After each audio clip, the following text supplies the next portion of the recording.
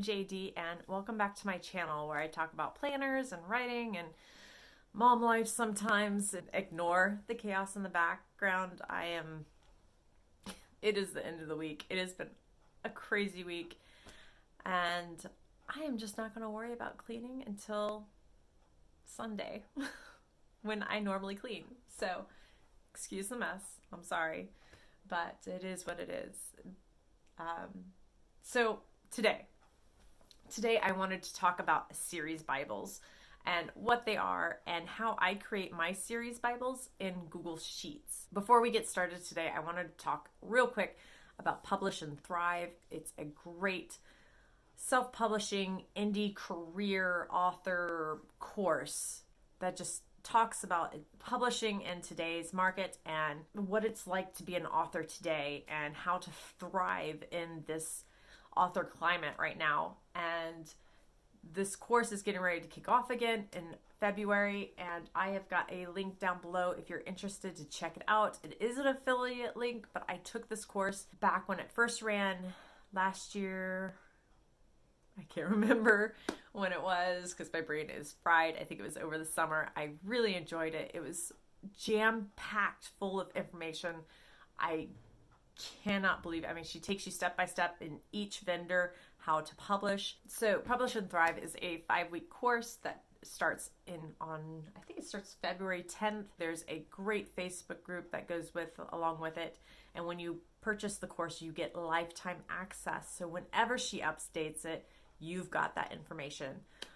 And you can retake the course whenever you need to or want to. So it's great. Check it out. My affiliate link is down below. So I do earn a small commission when you use my link and purchase the course through my link. I learned so much from it, even though I have been kind of in the publishing world and writing since 2009. There was just so much information in it. So worth it. So check it out. The link's below.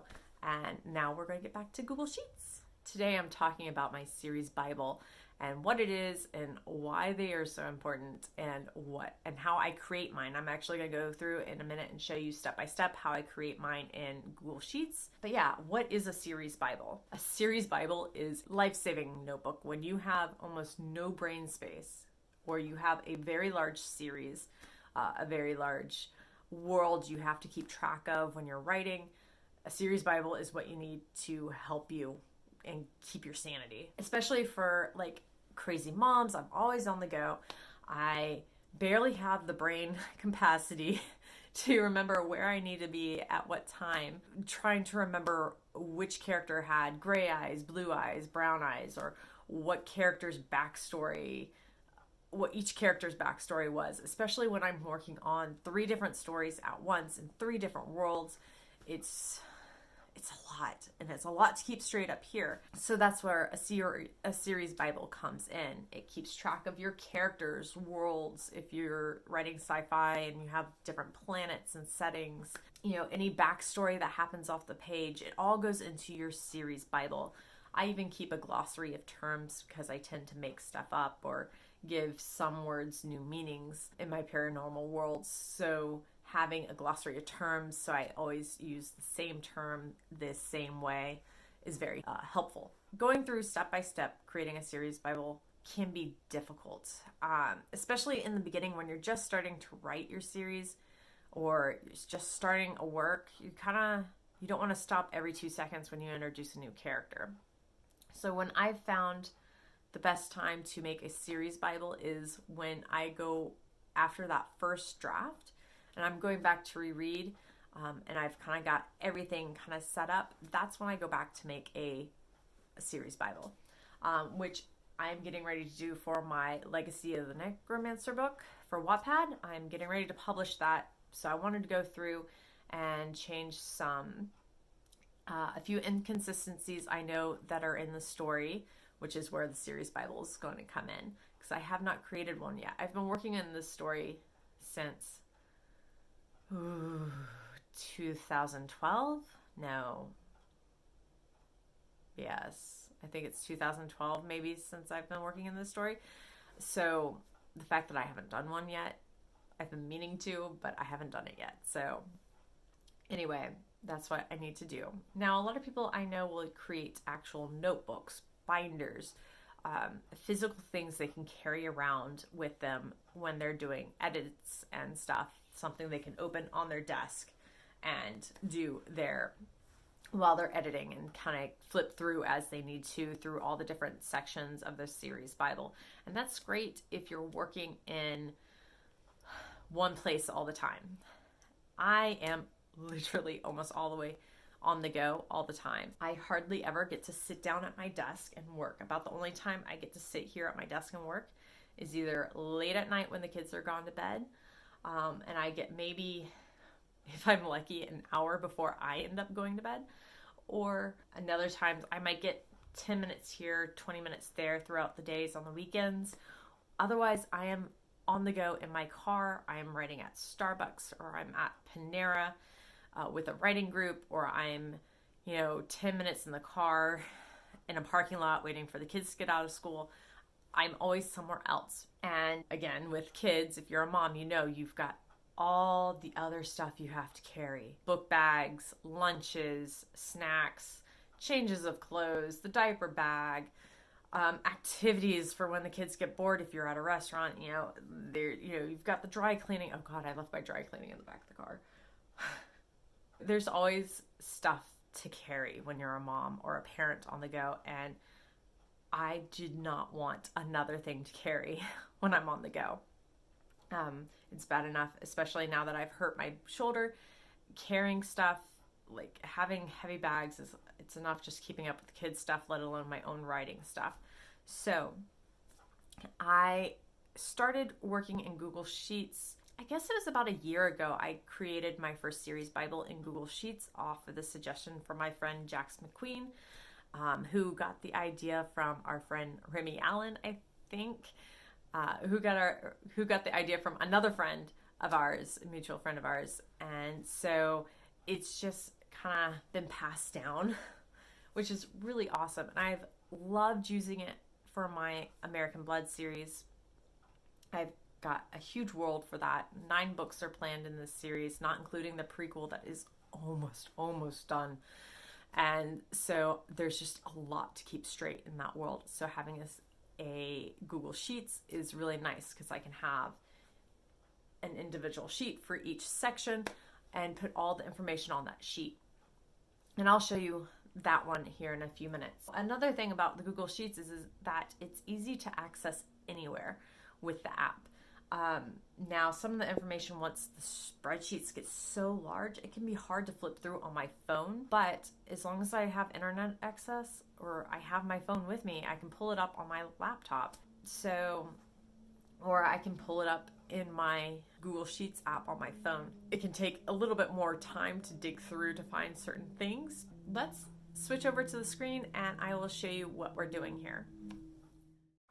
Okay, so here we are in my Google Drive, and I always like to start here where the series is, the folder, so that way I can always find the series Bible that is connected with that series.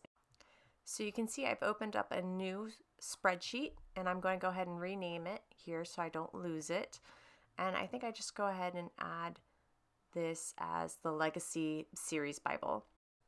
And it doesn't really matter what you name your series Bible. That, of course, is completely up to you. Now, I also go here and I just like to double check that my file is actually in the same folder that I want it to be in. Now, here is the hard part, is figuring out how I want to set this up.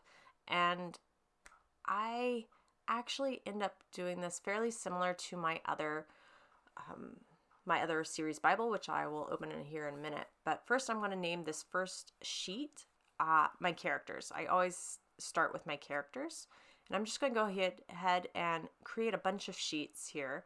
So the next one is going to be settings, and the reason I like to do this is so that way as I think of things I can just go ahead and pop them in. And this next sheet is actually going to be my 3-act structures.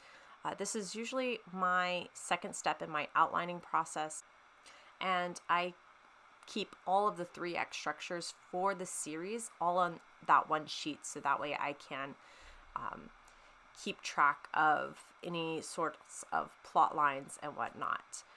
Next, I have family trees and the witch's power structure. With this series, I have very detailed family trees and having to keep track of certain genealogies within the series. And then I also have the witch's power structure, which is something I actually still need to create. Last is the glossary, and I have all that set up. I'm going to go back to characters now, and here I'm going to start inputting the information that's going to go run across the top of my spreadsheet. But first, I'm going to actually go and try and find my tabs series Bible.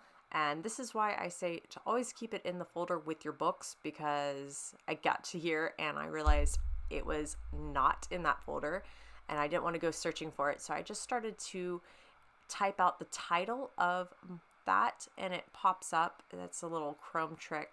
If you use a Google Sheets or a Google Doc often enough, your Chrome browser will actually kind of remember it. Now here you can see I've got my tab series Bible, and I actually have quite a bit of information in this. And so we're going to go back and I'm going to use that tabs Bible as reference for all the information that I want to put in along the top bar here. I don't use it all. I don't want to copy paste it because not all of what's in my tab series Bible is going to relate to my legacy series Bible, because they are completely separate different worlds.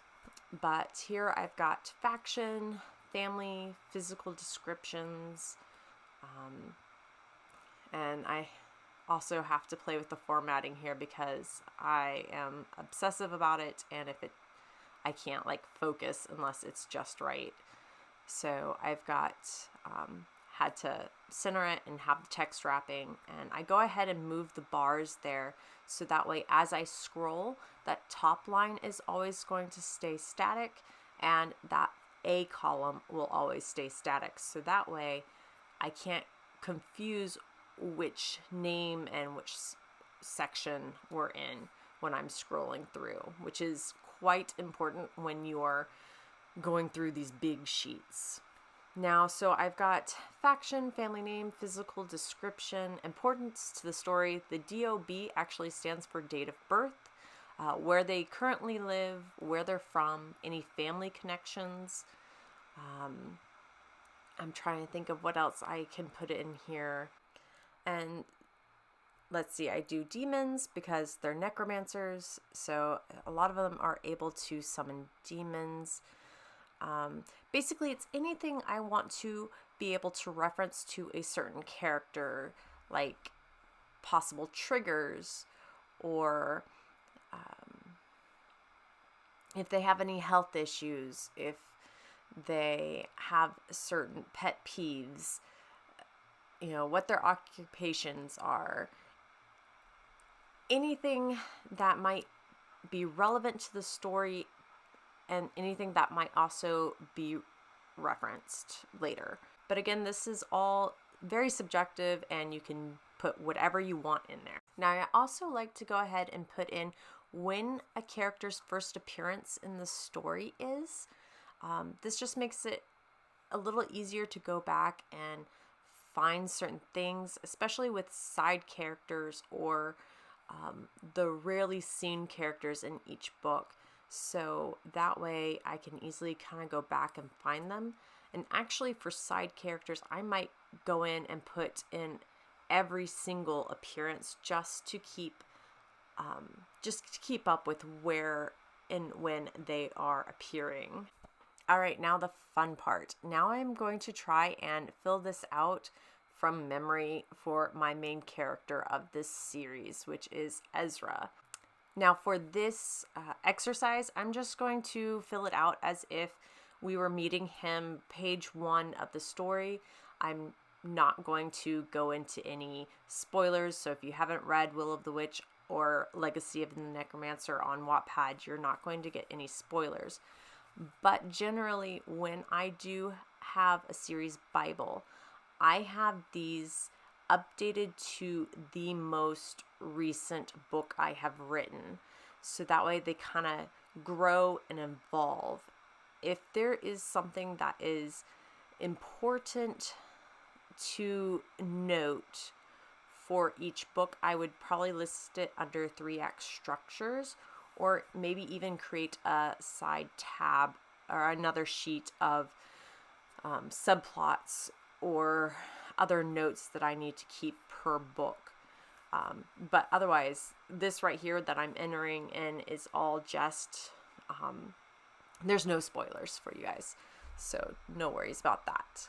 So I've gone in and I've filled out what faction Ezra is, his family, because there's different necromancer families. The importance to the story, which he's the main character. I don't know his date of birth off the top of my head, so I'm not going to worry about that.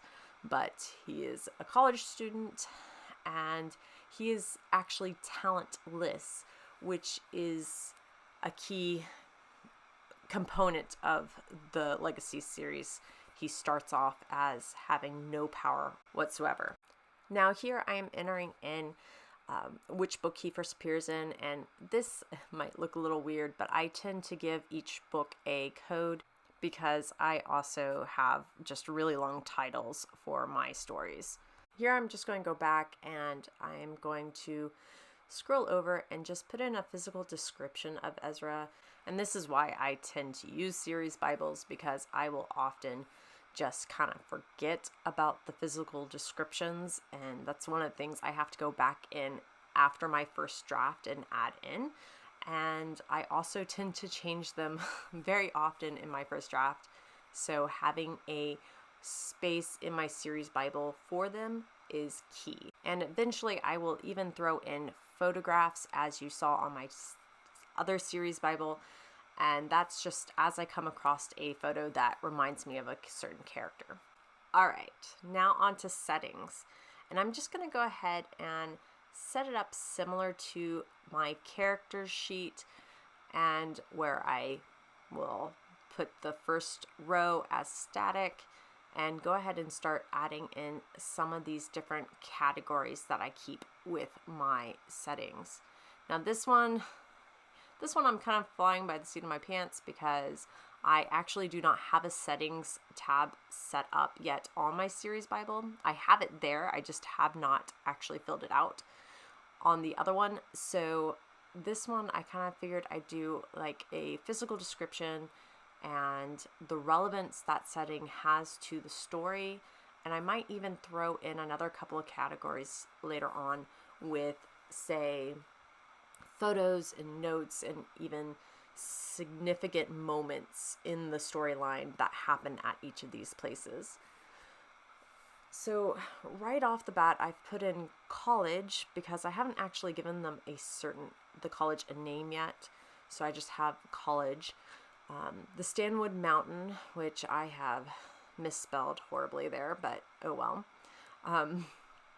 And quite a few scenes happen at the Stanwood Mountain in the first book. There's the Stanwood Vault in the side of the mountain. There's the house that Ezra grew up in, his bedroom. A key scene takes place in the Stanwood living room. And so I just go through here and I just start listing all the different settings that I can think of off the top of my head that are going to be listed here on this tab. There are a few other ones here that I've listed. I'm just going to go through quickly and put them down. There's the Stanwood living room, and then I actually go in and list the Reinhardt plantation, the Manser's farm and their grove. Let's see. Now, in all these locations for this particular story are spread out over the entire US and then also across realms almost. Legacy of the Necromancer, the series, is a contemporary fantasy. Normally I write urban fantasy, but with this particular story, it was just, there was no urban to it. It's all in these backwood locations, and then half of it is also in another world, which is what I call the half world. It's this realm that exists between our world as we know it and the realm of the dead, basically.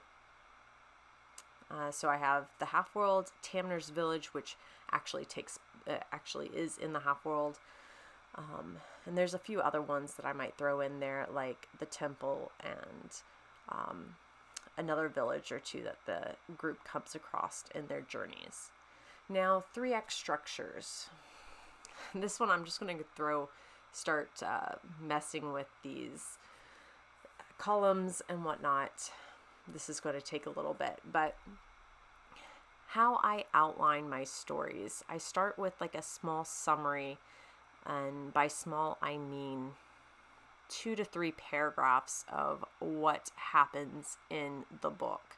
And I just kind of free flow, stream of consciousness, just type out what I feel happens in that book.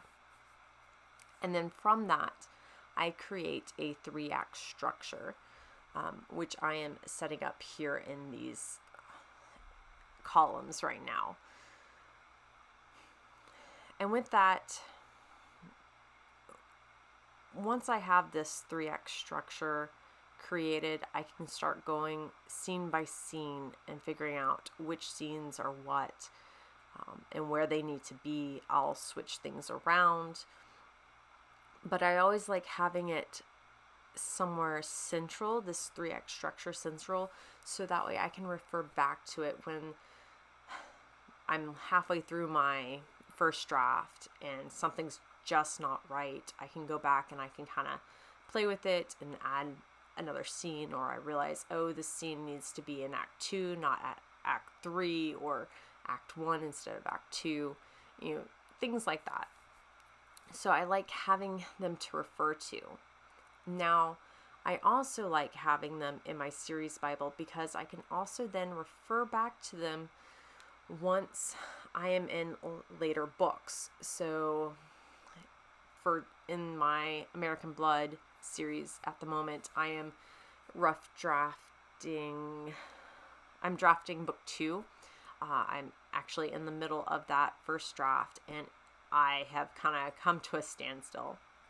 And so being able to go, oh my goodness, I don't realize what happened. I can't remember what happened in the prequel. I can go back and refer to the 3-act structure and just kind of skim it. And then I'm like, oh wait, that happened in that book. So I need to refer back to it here, and maybe that'll help.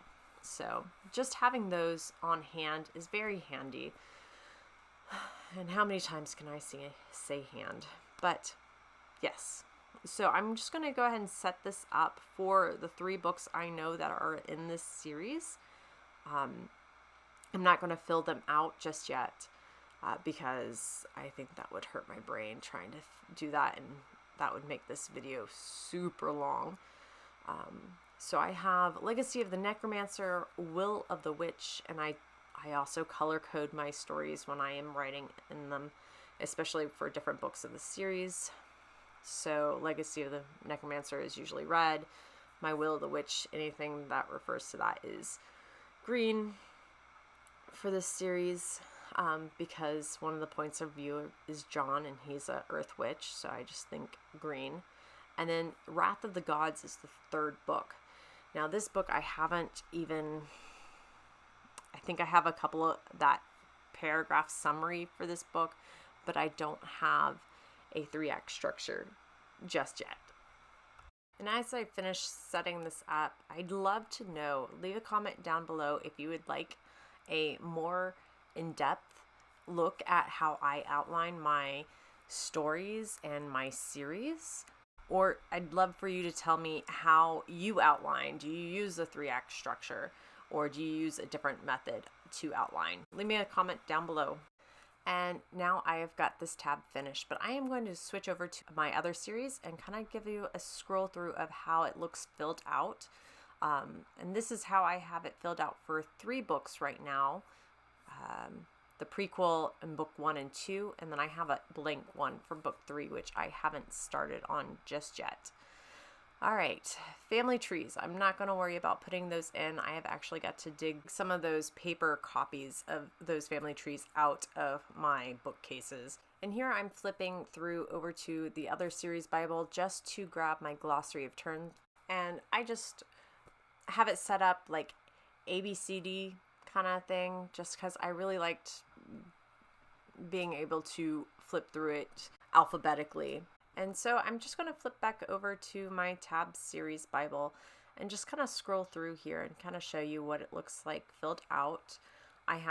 This is the character sheet, and you can see I have a whole bunch of different things filled out, and I don't fill out every single detail for every single character. I keep track of subplots and the 3-act structures, and then this tab here is actually my timeline for the prequel.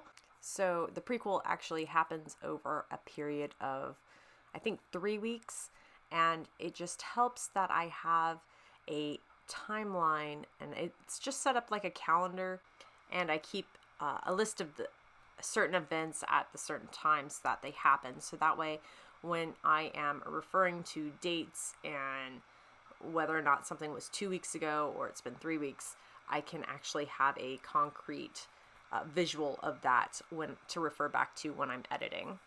I also have a series, like a working outline. I keep a list of possible names and titles and plot ideas for further books because that one is a large series. And that's it. That's how I create my series Bibles in Google Sheets. Now that I have my Google Sheets all set up, all I need to do now is add the information as I come across it in my read through.